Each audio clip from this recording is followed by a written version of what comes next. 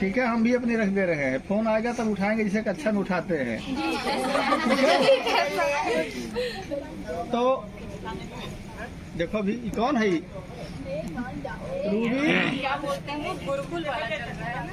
हाँ गुरुकुल है ये। विंध्याचल जो आप देख रहे हो, ये विंध्य पर्वत श्रेणी हमारे इतिहास में, भूगोल में अरावली, विंध्य, कई प्रकार की पर्वत श्रेणियां हैं, आल्पस है, एडीज है, ऐसी श्रृंखलाओं में आना है तो आ जाइए आप लोग भी। विंध्याचल का नाम मार्कंडे पुराण से लेकर के कौन बिटिया भाई ये, आ जाइए आप लोग। सर आप तो नहीं सुनना तो वहाँ हर जगह पे आ है। जाओ।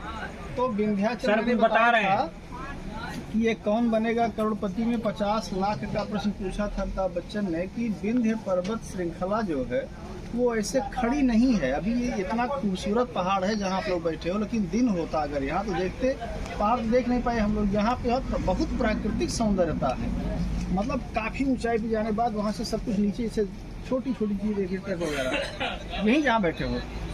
तो विंध्याचल ये अगस्त्य मुनि के शिष्य हुआ करते थे। अगस्त्य मुनि जिनका इतिहास में पुराणों बहुत नाम है, तो वो अपने दम्भ से बढ़ते हुए चले जा रहे थे। तो अगस्त्य मुनि से कहा गया कि अपने शिष्य से कहिए कि थोड़ा सा वो भी सबके साथ सामान्य व्यवहार करें, जैसे हम लोग आपको बुला के ले आए, इस भाई एक प्रकार से अधिकार के साथ में कि बच्चे हमारे कहने से बस के नीचे आएंगे, लेकिन फिर भी कुछ लोग मोबाइल चला ही रहे हैं। तो जब वो आए अगस्त्य मुनि, तो विंध्याचल ने जब उनको देखा तो इसे साष्टांग प्रणाम किया लेट करके। तो कहे कि विंध्याचल एक हुक्म है हमारा कि जब तक हम वापस नहीं आते तुम ऐसे लेटे रहना। तो कहे गुरुजी लेटे रहेंगे। तो तब से अगस्त्य मुनि आज तक यहाँ नहीं आए और ये पर्वत लेटा हुआ है। यानी ये पर्वत ऐसे खड़ा नहीं है, ये लेटा हुआ है। जहाँ तक विंध्याचल के माता का और यहाँ का महात्म्य है, जहाँ आपने दर्शन किया, तो विंध्य में माता जी जो स्थापित हैं, भगवान शिव के जो माता जी थी, एक बार ऐसा हुआ था कि उन्होंने अपने भगवान शिव का कहना नहीं माना था। बैठ जाओ। याद है कहानी? नहीं याद है। आपको बताएं कि जब कभी भगवान पर संदेह हो जाए, गुरु पर संदेह हो जाए, शास्त्र पर संदेह हो जाए, तो समझ जाना कि अब हमारे जीवन में पतन के दिन आने वाले हैं। भगवान राम सीता को खोज रहे, मतलब सीता जी गायब थी, भगवान राम खोज रहे थे। तो कहानी आपने सुना होगा कि जब भगवान राम ने देखा तो जा करके प्रणाम किए, कहे कि प्रभु कहाँ आप इसे घूम रहे हैं? तो कहे कि हम सीता की खोज में हैं। तो आ करके जब बैठे तो माता जी ने पूछा ये कौन है, इनको आप प्रणाम कर रहे हो? तो कहीं अरे ये तो हाँ इस पूरे अखंड ब्रह्मांड के नायक भगवान राम हैं। तो कहे मतलब ये पत्नी के वियोग में रोते बिलखते जा रहे हैं, तो कह रहे हैं कि ये ऐसा है। तो कहे जरा हम भी प्रणाम करके देखें। कहीं हाँ हाँ जाओ। तो माता जी गई, बस वो सीता का स्वरूप बना करके उनके आगे आगे चलने लगी। तो जब भगवान ने उनको देखा तो प्रणाम किया कि माता जी आप यहाँ कहाँ?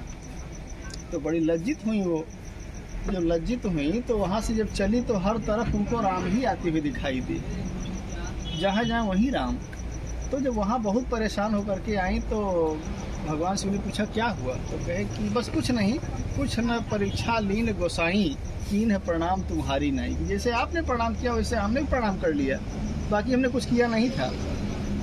तुमने कहा कि सती अब तो बहुत गलत किया तुमने, इसका परिणाम तुमको भुगतना होगा। तो कहानी जल्दी बताते हैं कि उनके कई बहनें थीं और इनको बुलावा नहीं गया था। इनके पिताजी राजा दक्ष एक बार यज्ञ कर रहे थे और उस यज्ञ में बिना बुलाए बैठी हुई थी, सारी बहनें जा रही थीं। तो उन्होंने वही पूछा कि हमारे यहाँ पिताजी के हो सकता है कि वो हमको निमंत्रण देना भूल गए हों, तो हम भी चले जाएँ। तो कहे कि निमंत्रण भूल नहीं गए हैं, तुमको दिए नहीं है। कहीं लगी हम जाएंगे। लेकिन जब वो चली गई तो वाहनों ने उपहास किया था उनका, तो हवन कुंड में कूद करके माता जी ने अपने शरीर को त्याग दिया था। ये कहानी को सुने होंगे आप। तो भगवान शिव ने उसी पार्थिव शरीर को लेकर के जब तांडव नृत्य किया था तो 51 जगह पर भारत में टूट टूट करके उनके शरीर का खंड गिरा था। और वह 51 शक्तिपीठ के रूप में जाना जाता है। जैसे पाटेश्वरी पेट गिर गया तो पाटेश्वरी देवी हो गया, कामाख्या देवी हो गया, विंध्याचल भवानी हो गया। ये जितनी माताओं का स्थान है वो 51 है पूरे भारत में, और 51 शक्तिपीठ के रूप में जाना गया।